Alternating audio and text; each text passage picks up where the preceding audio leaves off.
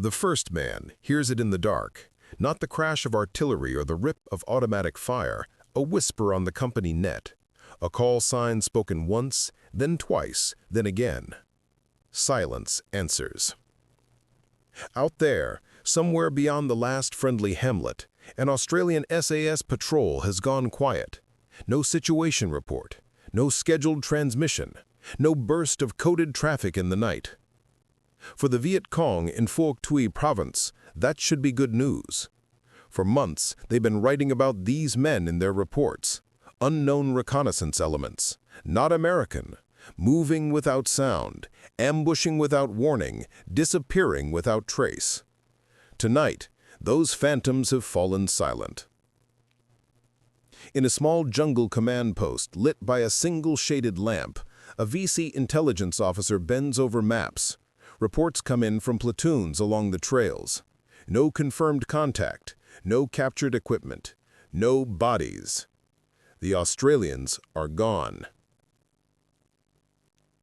He should be satisfied. Instead, he feels something colder. Because in this jungle, things that truly die leave signs.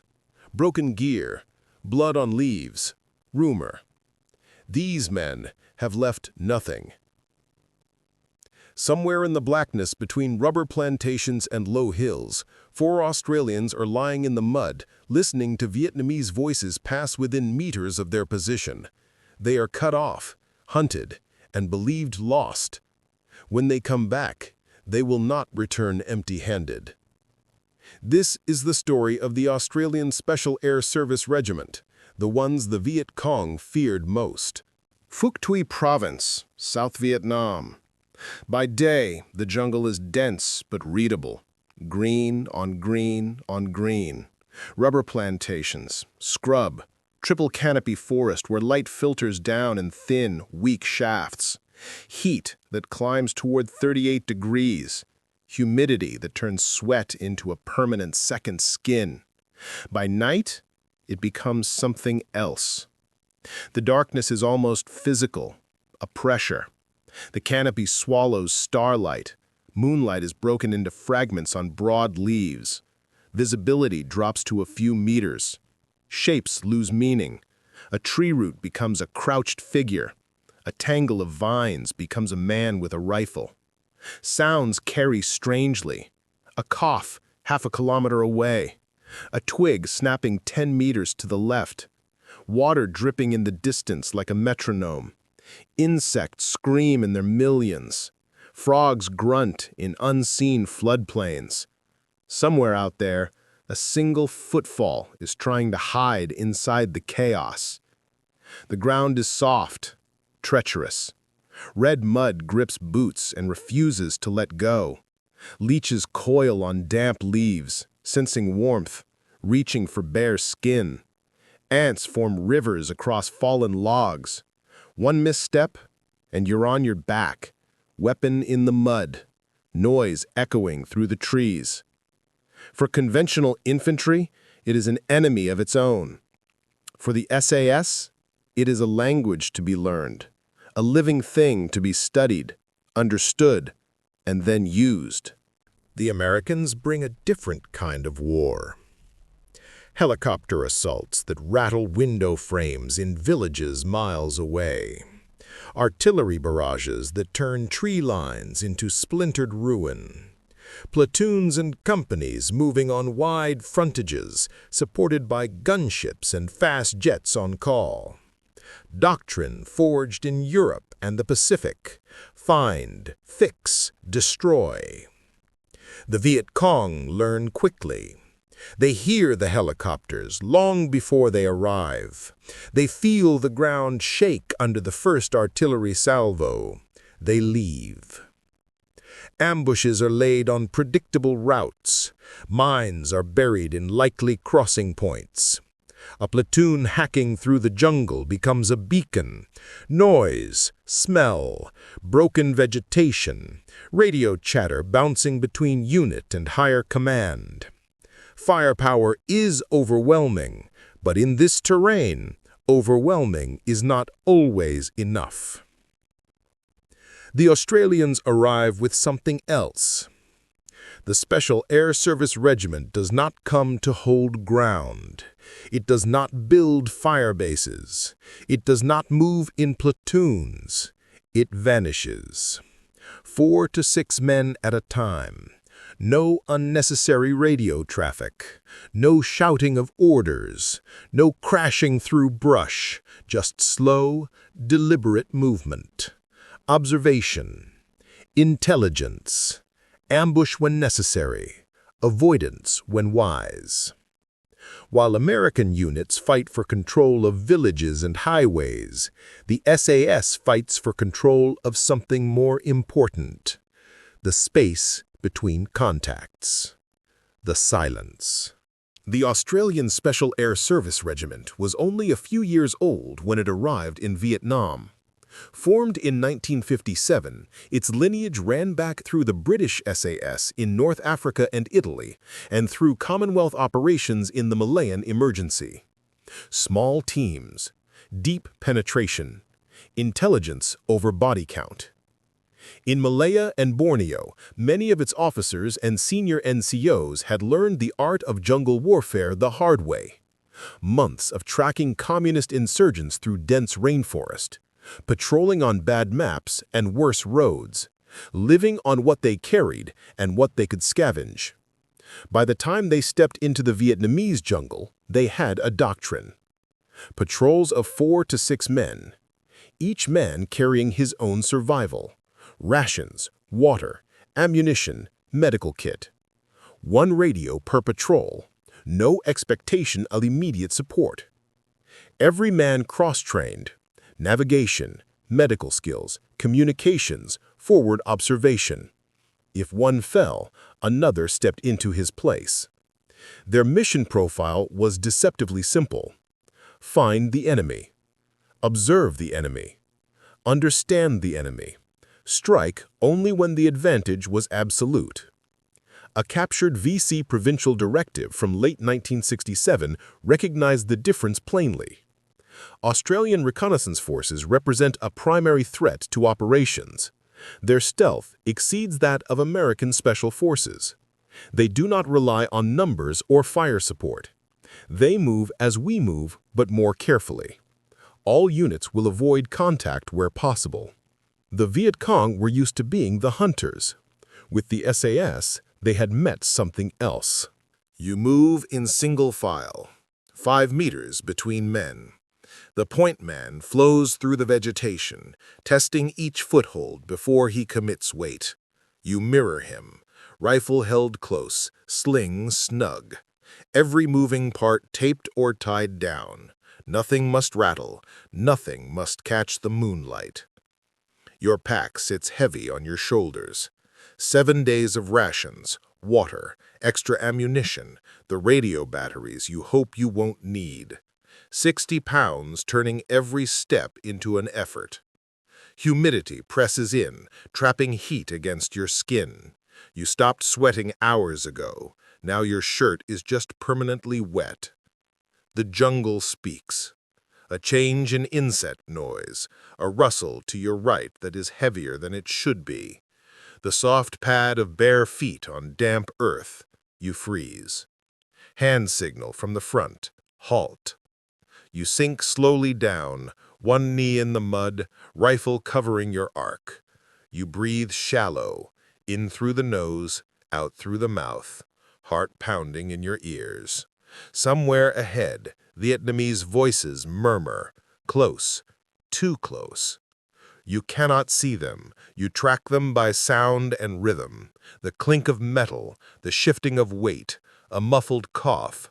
Booted feet, not bare. Armed. You are 5 men alone in enemy territory. No quick extraction, no friendly platoon a kilometer away. Just your training and the men to your front and rear. You hold. Minutes stretch. Your legs begin to tremble. Leeches explore your socks, your collar, your sleeves. Ants bite along the back of your hand. You do not move. The voices pass. You wait even longer because discipline says the enemy is never just the men you hear. There are others, flanks, rear guard, scouts. Only when the jungle's normal noise slowly returns do you rise and move again, slow, controlled, invisible. Tonight's mission is simple to write and hard to execute. You are going to vanish. 2 weeks before the night they disappeared, this patrol had already proved itself. Their task? Verify reports of a Viet Cong company-sized base somewhere north of the Nui Dinh Hills. No direct assault, no show of strength, just eyes on. Insertion by helicopter, 5 kilometers short of the suspected area. 30 seconds on the ground, rotors fading into the distance, then they were alone. They moved for 2 days, kilometers measured not by distance but by detail.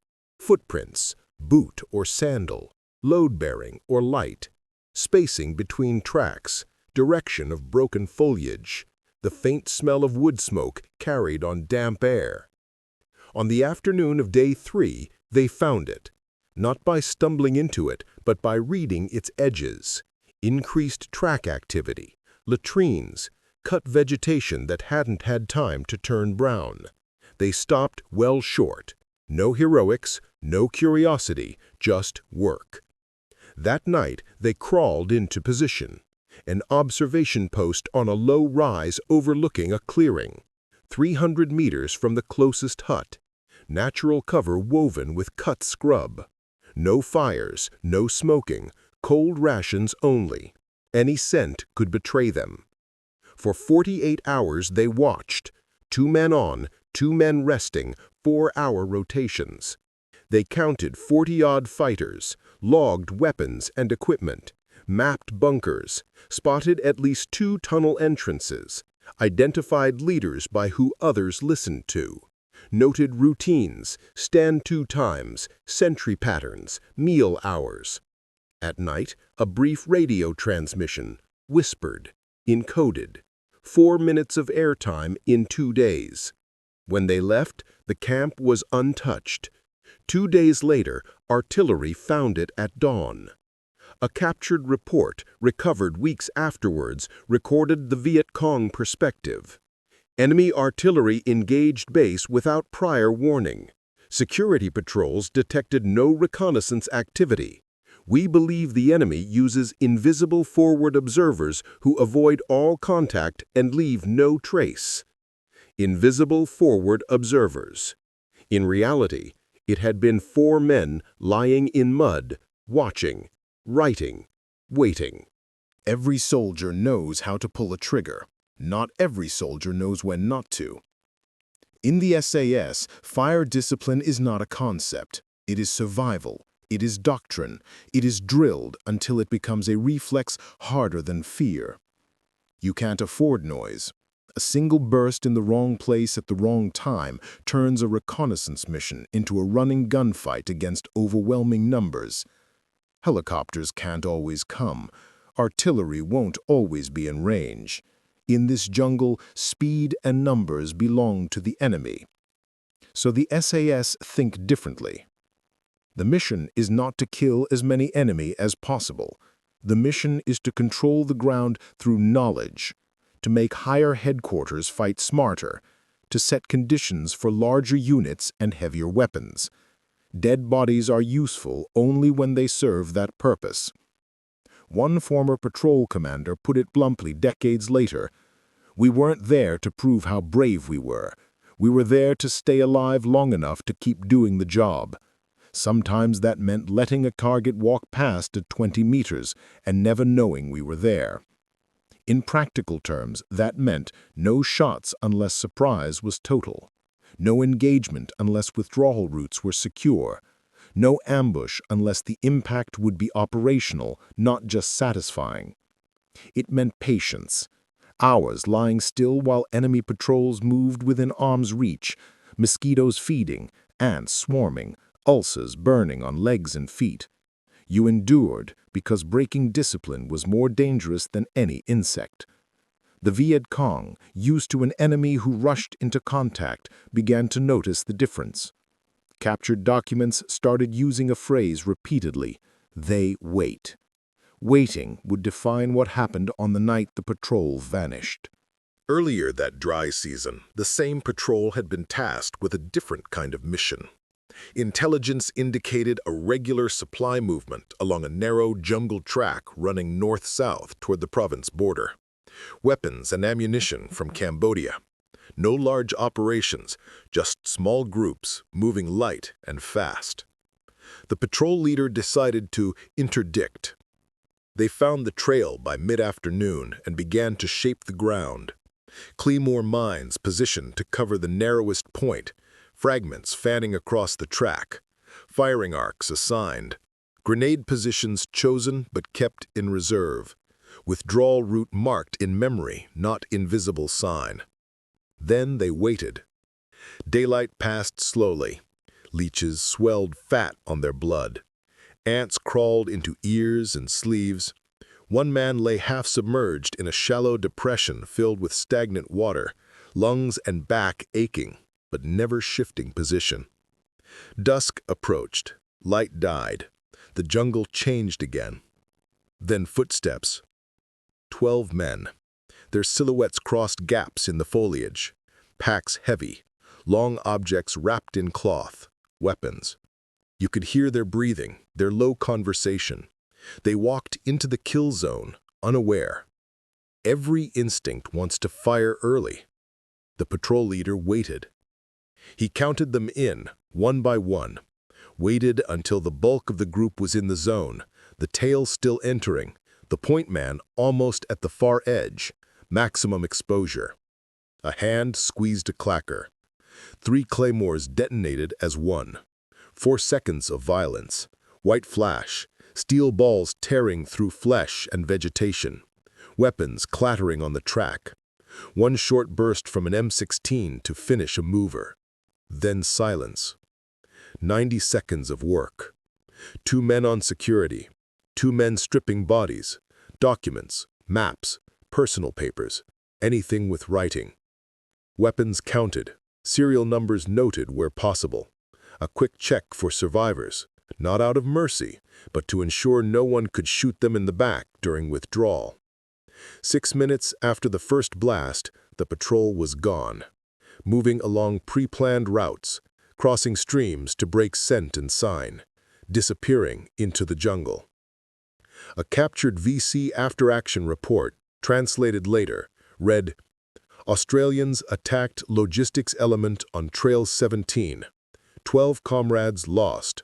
No enemy seen before or after the attack. No sound of approach or withdrawal. We suspect they prepared position long in advance and remained in place without movement." They were not superhuman. They were patient and thorough. The mission that gave rise to the legend began like many others. 5 men, call signed from 3 Squadron SASR, tasked to confirm and, if possible, exploit what intelligence suggested was a regimental command node moving through western Phuoc Tuy for a conference. If they could locate the group, they might collect documents, maybe even a staff officer. They inserted on foot. For 3 days they shadowed rumors, fresh tracks, villagers who spoke too carefully, fragments of conversation caught in the dark from passing patrols, a scent of tobacco that was not local. Each fragment added to a mental map. The patrol leader began to believe they were closing on something more important than a routine unit. On the 4th night, they found it. Not by walking into an ambush, but by noticing what was missing. No dogs barking in a nearby hamlet, no children's laughter. The village was there, but the life had been moved aside, replaced by low voices, the scrape of boots, the clink of weapons. The patrols circled wide and came in from high ground. From a concealed position overlooking the settlement, they could see shapes in the faint glow of shielded lamps.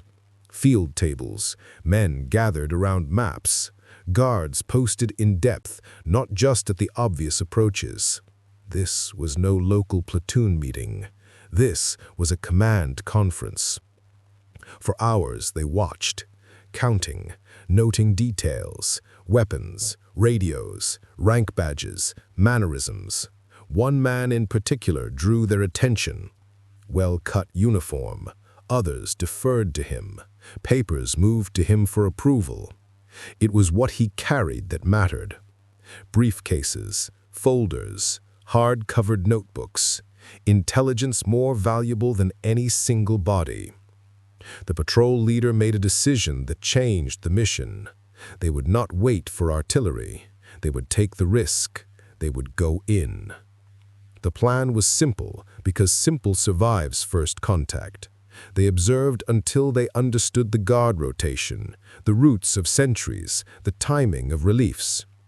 The patrol identified a narrow window late in the night when the perimeter was thinnest, not because the enemy was careless, but because even disciplined men grow tired. Then everything went wrong. A distant rustle of movement, a flare in the distance, then another. The Australians froze. They were not the only hunters in the jungle that night. Somewhere behind them, a Viet Cong patrol had found sign. Maybe a faint boot print where there should have been sandals. Maybe a leaf turned the wrong way. Maybe nothing more than instinct. Within minutes, the SAS patrol knew they were being boxed in. Voices moved behind them and along their flanks, not panicked, organized, coordinated. For the first time in weeks, they were not the invisible watching enemy. They were the quarry. The radio came alive in a whisper. They sent a short contact report, possible compromise, enemy patrols in the vicinity. Then, mid-transmission, the set died. Battery? Damage? Moisture? No one knew. The net went quiet. To higher headquarters, kilometers away, it looked like this. A patrol reporting possible compromise, then silence, for minutes, then hours. One SAS veteran would later describe the feeling. You know they're going to think you're dead or captured. You can almost hear the operations officer staring at the logbook. But the worst thing you can do at that point is panic. If you move fast, you make noise. If you transmit in a hurry, you give them direction-finding data. So you do the hardest thing. You stay still. That is what they did. Instead of rushing for an extraction that wouldn't come, the patrol did what the jungle had taught them. They became part of it. They broke into pairs and a singleton, each slipping into pre-selected hides off expected movement routes. Shallow scrapes, dense thickets, depressions in the ground. They lay down, weapons covering arcs, and stopped being soldiers. For 3 hours, the Viet Cong walked around them. Search parties passed within meters. Men called to one another. A flare hissed overhead, turning the canopy into a black and silver cage. Someone fired short bursts into likely hiding spots. Bullets chewed bark above one trooper's head. He did not move. He did not shout. He became weight and breath and stillness. Then something unexpected happened. From inside the village they could hear shouted orders, urgency, confusion. The enemy's attention was shifting. The command conference in the village had just discovered something alarming. A document was missing. Earlier in the night, during their observation, one of the Australians had taken a calculated risk. A lone sentry had moved off a few meters to relieve himself. The patrol leader and another trooper slipped forward, belly-crawling through grass and refuse to the edge of a hut. 20 seconds. A hand through a gap in the wall, fingers closing on whatever they touched. A folder slid toward them. They had withdrawn without detection. Now that folder was being hunted just as surely as they were. From inside the village, raised voices, torches stabbing through the dark. Orders for outer patrols to close in, to tighten cordons, to find the unknown infiltrators who had taken what should have never left the table. The patrol lay still and listened as attention pulled away from their last known position. The jungle's own confusion became their ally. When the search pattern drifted, they moved, not quickly, not boldly, just a slow, controlled slide, meters at a time, using every curve of ground. By pre-dawn, they had regrouped on a low spur a kilometer away. No one spoke. They checked each other for wounds, for leeches, for gear. Then they turned their attention to what they had risked everything to take. Inside the folder were orders, maps, strength returns, codes, enough to tell higher command not just where this unit had been, but where it planned to go. They were still uncontacted, still deep behind enemy lines, their radio still dead. They had a choice: dump the documents and move fast for friendly territory, or protect them and move slow. SAS Doctrine sided for them. The documents were why they existed. So they vanished. For the next 36 hours, they moved at a pace that would have infuriated a conventional commander. Hundreds of meters per hour, frequent halts, circling back on their own trail to check for pursuers, cross-graining slopes to hide their direction of travel. At one point, they heard dogs. The Viet Cong were committed. The patrol shifted to swamp ground where scent was harder to follow and sign vanished and churned mud and water. They took the long way home. Back at Nui Dat, the operations center watched the clock. No transmissions, no scheduled reports, no emergency call. They weighed options: a reaction force, helicopter sweeps, artillery on likely extraction points. Then, on the second night, a faint burst. The patrol had nursed their failing radio, dried connections, swapped batteries between sets of equipment. One short window of functionality. Call sign, position, short sitrep. Mission complete, package secure, request extraction as planned. The voice on the other end, calm by habit, allowed himself a single exhale of relief. The next afternoon, a helicopter touched down on a remote clearing. 5 men climbed aboard, mud-streaked, hollow-eyed, packs lighter than when they had left, bodies lighter still. One of them carried a waterproofed bundle tighter than his weapon. Weeks later, a translated section of a captured Viet Cong report would tell the other side of the story. Our conference was compromised by unknown enemy elements. Important papers removed from the command area without detection. All security patrols reported no contact. We believe the enemy can move through our positions without sign. Morale of cadre is affected. They ask how we can prevent what we cannot see. The patrol had vanished, not because they were lost, because invisibility, even under pressure, was their craft. Over time, the paper record of that patrol and others like it built a picture in Vietnamese ink. Reports from local force commanders, provincial directives, intelligence summaries captured in raids and on dead couriers. They spoke in different words, but the themes were the same. Unknown Australians who attack without warning and disappear without trace, operate in sections too small to be detected by our usual methods. Do not announce presence with helicopters and artillery. Avoid contact unless success is certain. One captured document, dated 1969, advised, if enemy is identified as Australian reconnaissance element, all units will withdraw immediately. Do not attempt to fix or pursue. Their capability to ambush and evade is superior. Casualties inflicted by these units exceed those from American forces, despite smaller numbers. Years later, former Viet Cong commanders would remember the Australians with a mixture of frustration and respect. The Americans we could hear and see. We knew when they were coming. The Australians were different. They moved as we moved, but more silent. Sometimes men did not return from patrol and we never heard firing. We only saw the results. Fear in war is rarely about what you know. It is about what you cannot understand. For a guerrilla force that had always owned the night, the idea of an enemy who could slip through their perimeters, steal their orders from under their hands, and then vanish without leaving a body behind, that was corrosive. In Phuoc Tuy, the hunters had learned that somewhere out in the dark, there were hunters better than them. Statistics never capture the mud, the leeches, the hours of stillness, but they tell a kind of truth.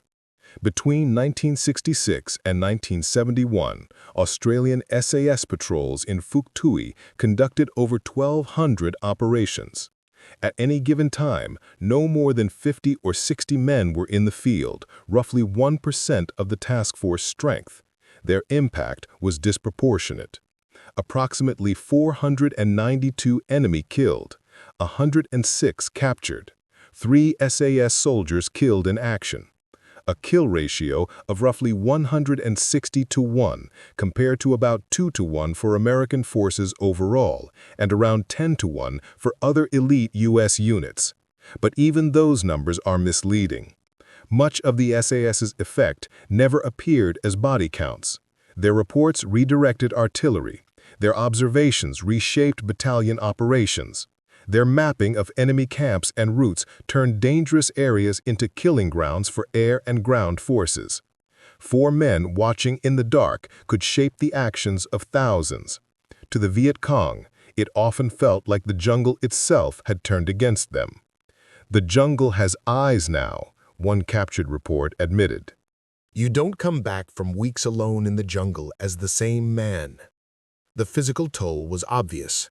Weight lost, skin rubbed raw by constant wet clothing, feet blistered and rotting in boots that never had a chance to dry, tropical ulcers eating into shins and calves, fungal infections in every fold of skin. Sleep came in ragged fragments, 90 minutes at a time, one eye always half open, weapon never beyond reach.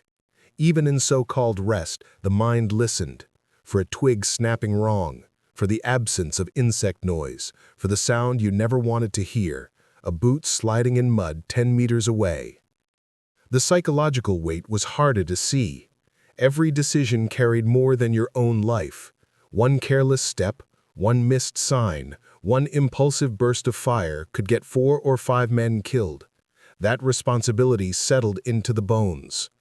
Many veterans would later describe not grand trauma, but something quieter. You come back different, not broken, just quieter. Civilian life feels noisy, sloppy. Out there, everything mattered. Every movement was deliberate. Every mate was someone you trusted with your life every second of every day.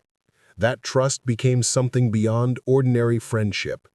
4 or 5 men moving as one organism, reading the same ground, sharing the same fear, accepting that if one was hit, the others would risk everything to get him out, not because of slogans, but because they could not imagine doing otherwise. The night the patrol vanished and returned with the enemy's secrets, that brotherhood was what held them together. No one panicked when the radio died. No one broke discipline when search parties passed close enough to touch. No one suggested dumping the documents to move faster. They had a job. They did it. The enemy feared their invisibility. They survived by their trust. The specific folder they carried out that night melted into archives and intelligence summaries. Operations were planned. Routes were changed. Some ambushes were laid, others avoided. The war ground on. For the SAS, it was another patrol.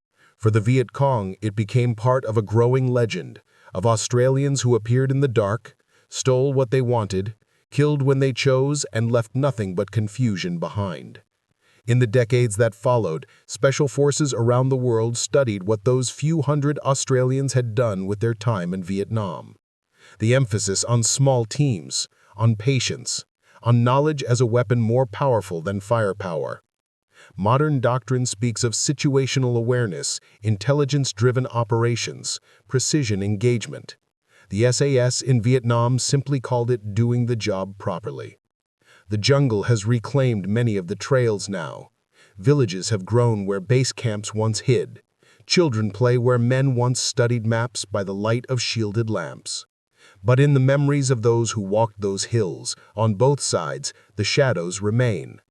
For the Viet Cong who survived, the Australians were worthy enemies. Professional, relentless, invisible.